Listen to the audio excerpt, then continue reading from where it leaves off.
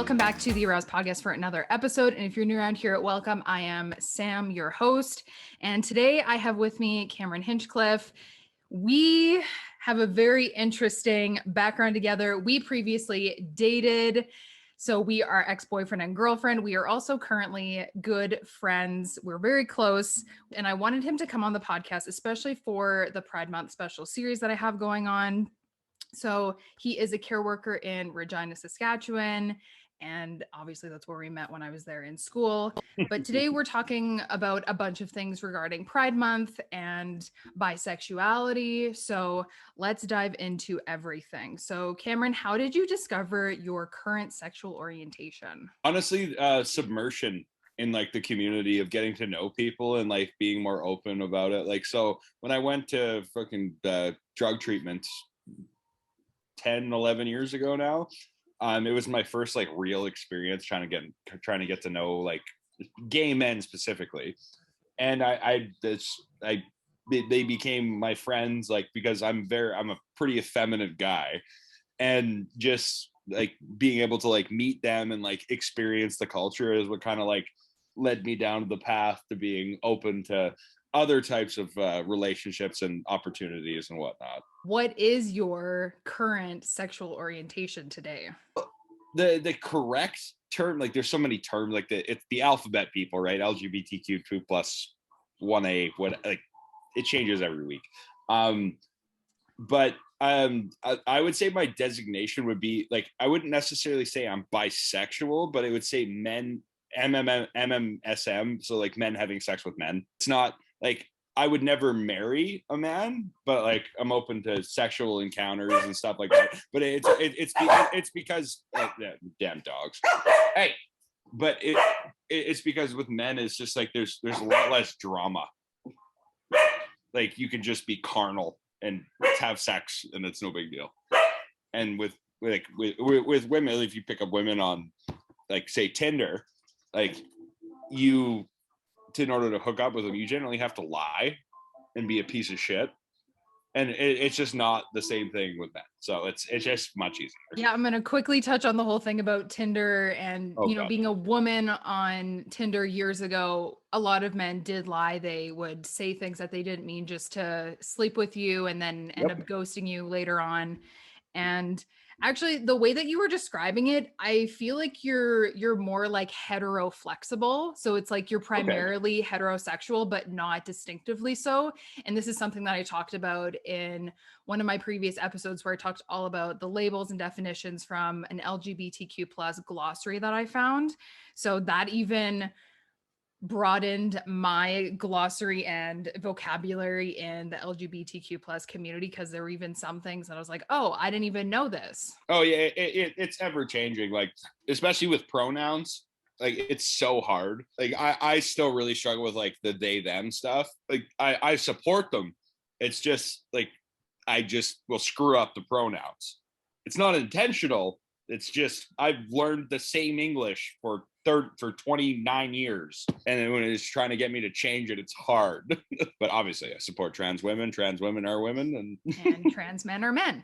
Exactly. And you're 100% correct. Like they don't teach you when you're younger that there's gender neutral pronouns. We're taught he and her, and she and him, which are, I think they do now though. Like now, I think they're starting to teach, like I don't really know, but I do think that they're working on that like nowadays. But obviously you're based in Alberta, I'm based in Saskatchewan, two conservative Christian areas where that education is probably going to be about 5-10 years behind everybody else in Canada. Yeah, I'm not sure exactly what they're doing in schools nowadays because I'm 25 and you said you're 29. So like what I remember in school. Like that much older than you? Oh my God. Well, I'll be 26. I'll be 26 this fall, but I'm still 25. And yeah, like we were only told like the gendered pronouns of like women and men. So like she and him. Well, the other ones didn't exist when you and I were getting educated. Like it was not a thing. Exactly. And I even remember, I don't know if this was correct for you, but when I was in elementary school, gay was a term for happy. And like we would run around the schoolyard saying like, I'm gay, I'm so gay. And it was like the equivalent of like, I'm so happy, like we're having so much fun. Well, it's just like this a Silent Night. It's like, join me on my gay apparel.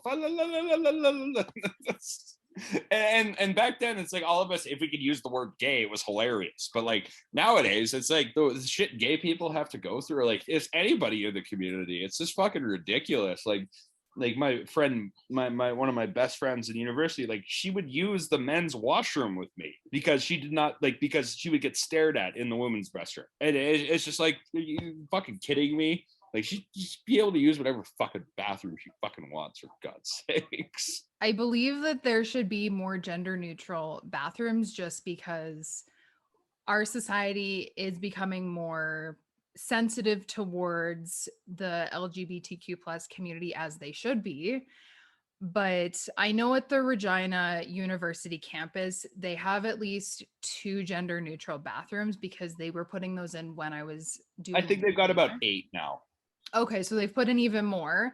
I don't know about other universities, but obviously that's the only one I know of because they put them in when I was in school there. And I believe like that's a really good step forward to this more sensitive and equal society that we're leaning towards. Oh, definitely. Like, yeah, like we still got leaps and bounds to go, but we're doing way better than we were. The fact, like, that my friend still has to worry about using the bathroom that accords to her gender, even that, like, and that's not even a trans issue. She doesn't feel comfortable using a woman's bathroom because people will look at her like she's not supposed to be there. Probably because society's taught us that if you're not within the certain spectrum of female characteristics, you're like shamed and looked upon differently in a bad sense. Yeah, like honestly, I would say it's like one step above like somebody who's like really overweight using like a restroom, like just the judgment you get. Like the judgment isn't you shouldn't be here. It's the judgment is, oh, look at you.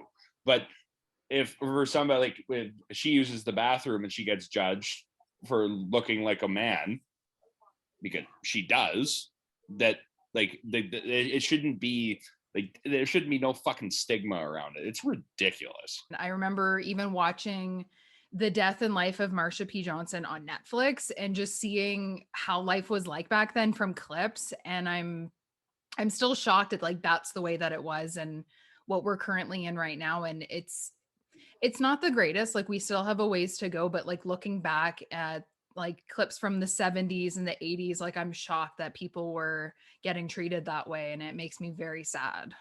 Oh yeah, I think it was 1969 is when we decriminalized being a homosexual in this country. Just over 50 years, and that was Trudeau's dad. Just in the 21st century, it was becoming legal for homosexuals and gays to get married. Yeah, 1999 or 2001, something, I think, in Canada. In Canada, but in the US, it was different, and not every Oh, the state. US was 2013. Yeah. And honestly, in the States, they're at risk of it being criminalized again, which is disgusting. Same with abortion. Like Canada, that will never be an issue. But in America, that is still like the forefront issue of politics: abortion and LGBTQ rights. What other things do you want to talk about regarding the LGBTQ plus community or like Pride Month in general? Well, we could talk specific. So there was a pastor in Regina basically compared gay people to like people with mental issues. Oh, I remember that actually. Yeah, and he did apologize, but he only apologized because he got caught, and then he got made to look like a fucking idiot. Like people get offended that queens are reading stories or reading children's books to children because You're talking about like drag queens? Yeah. Okay, like yeah, let's talk about that because I love Trixie Mattel. RuPaul is obviously the one that started it all, obviously with RuPaul's Drag Race, and RuPaul commercialized it is what he did. Of course, and I do believe like he's the one that made it popular. Yep. And brought so much awareness to it, which is amazing. And I still watch like Trixie Mattel YouTube videos because I just love her so much. And I watched her documentary and it was so incredible. There's so many different drag queens that I love, and I can't even think of all their names right now because there's a huge list. I'll But send you a TED talk about drag queens and stuff, but it's mostly, and it talks about whenever they look at a gay man, all people see is a walking sex act. All they see is that guy has anal sex, and it's disgusting. Yes, yeah, exactly. But and to a lot of people that grosses them out, and they are perceived, gay men specifically are perceived as a walking sex act. So when people look at them, they just think, oh, that guy fucks other dudes in the ass. that's so ironic because wouldn't people think that when they look at a pregnant woman? Oh, she had to have sex in order to get pregnant. But Most it's of the not time, gross. unless it's like IVF or like, another Mm-hmm. situation like that. But But it's not considered like there's nothing gross about vaginal penile intercourse. Nobody thinks of it, but people think of anal sex as gross, dirty. And so, like, when they see gay people, they look at them as a walking sex act. And that's a huge fucking problem in society. Is that they wow. see a gay man or they see a gay couple, the first thing people think is that one fucks the other one on the ass. And yeah, I can't even like fathom that myself because I don't look at lesbian couples and I'm like, they scissor and they do this but because it's not gross. Lesbians are much more accepted than gay men. yes, because a lot of straight men They're like, they oh, I look like for lesbians. Yeah. lesbian sex scenes on Yep. porn sites, and that's why a lot of bisexual women are more accepted generally than bisexual men Mm-hmm. and gay men. But I had no idea that other people were thinking when they see a, a gay couple that's two men together that they think, oh, they just automatically go to anal sex. And that's exactly what people do, is because you see it, and because it's just not how you're wired in your head. You're just like, oh yeah, that one fucks the other one in the ass, and like that's the first fucking thing you think of when you see a gay couple. I mean, That's so terrible. it's more for straight men like me, like that's the first thing I fucking see, and even to me, like that's the first thing I think. I was like, oh, he's fucking that guy in the ass, like. It's just that's the first thing that goes through your brain when you see a gay couple is anal sex. And anal sex is looked at as derogatory, as gross. Then people would think that with drag queens, even though not all drag queens are gay. Just because you're a drag queen doesn't mean you're automatically gay I or mean, I've bisexual. never met a drag queen who wasn't gay, but I definitely haven't met possible. any personally, so I Yeah, wouldn't it's know all definitely of them. possible. But I also know straight men that are like, oh, I would totally do drag, or I really want to do drag and they want to do it, Yep. but they're not interested in men, but they're interested in trying drag because it looks fun. And for me, the way that I look at drag, it's a way for someone to open up and be their real self or be a different version of their self that they don't feel comfortable in their quote unquote like normal skin. Absolutely. Like it's expression. That's all it is. It's you get to express the way you feel about yourself inside. And fuck, drag queens can make a lot of money. Of course they do. And I mean, they should because the way that they put on makeup and they dress up and like they're lip syncing and if they dance and whatever, like it's a lot of work. Like they need to be compensated for that. They're a performer. Yeah, absolutely. Like my gay best friend, he was a drag queen in Detroit for about 10 years. And he used to go be a hooker afterwards. He'd go in his get up after the shows and he'd go pick somebody up and they pay him to sleep with them. Marsha P. Johnson did that as well. She was a sex worker back in the 70s and the 80s before she passed away. There's nothing wrong with sex work. Like freaking, that's why we should regulate it and everybody can go do it if they want to. Well, in certain parts of Canada it is, but in the US, to my knowledge, it's still illegal and you can get Except for arrested Vegas. and put into jail in the US. Yeah, everywhere except for Vegas. It's completely legal in Vegas. In certain parts of Vegas, not inside of Las Vegas, but I believe it's like right outside. It's Yeah, they have to legal. be brothels Come and like into- organized and stuff like that. They have the Playboy Bunny Ranch and everything. And There's ways that people are still doing sex work in the US without definitely. getting caught because Oh, definitely. I mean, people do it for whatever reason that they do, and It's recession proof. There will always be dudes who want to get laid.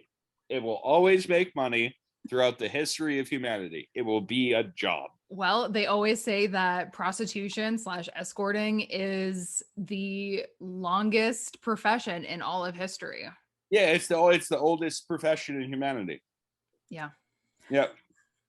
like fucking 3,000 years ago. Like I guarantee fucking when Pompeii, the volcanoes blew up, there's prostitutes that are petrified in volcanic ash that were busy giving a blowjob or something. Like, yeah, imagine dying in your body, like what's left of it is just like you sucking dick. Blah, blah, blah, blah, blah. Actually, can we talk about like HIV? Because Yeah. you Oh no, see, I actually ran an HIV program when I was working at Carmichael. Okay, so let's talk about the HIV program that you ran at Carmichael and talk like more about your experiences with that and dealing with clients that would come in. So, what was probably the hardest part of running the HIV program? Getting people to take their medication. Like once they became positive or as a preventative measure? Once they became positive. Because if you're properly medicated, you can get your HIV levels so low that you actually can't give it to anyone. Yes. I heard about that, especially ever since Charlie Sheen came out as HIV positive, and he was put on medication and pretty much told everyone that his percentage in his body is so low that he can't actually give it to anyone, which is amazing. And actually him coming out with that increased the awareness and people going to get tested for HIV. Now, I find it interesting that you said that it was hard for people to take their medication once they became positive. Well, it's also because like the biggest misconception about HIV nowadays is that it affects the gay community. That's not the people who you got to worry about with HIV. It's the drug addicts that share needles. Those are the people nowadays that are spreading HIV throughout each other. And like, that's why, especially in Regina, like we have a absolute epidemic of HIV, and Saskatchewan has the highest rates in the goddamn country because we don't because of our drug addiction issues. And that's mostly due to our high indigenous population that isn't looked after. Then they turn to drugs and then they get positive and they eventually and they share their drugs with their other friends. So one of my clients when I was working at Carmichael Outreach, I met her the day she was diagnosed with HIV and she just found out about it. And then a couple months down the road, I was with her partner who found out he had HIV. So like I've seen like and it's because the addictions, the drugs just completely take over everything. And they're just like, I'd rather I care more about getting high on fentanyl than I do about not getting HIV. And the single biggest factor in HIV spreading nowadays is drugs. It's not gay men. Gay men should be able to donate blood, all that stuff. And it's just a misconception. And most gay men, especially in Saskatchewan, because it's free, you can be on PrEP.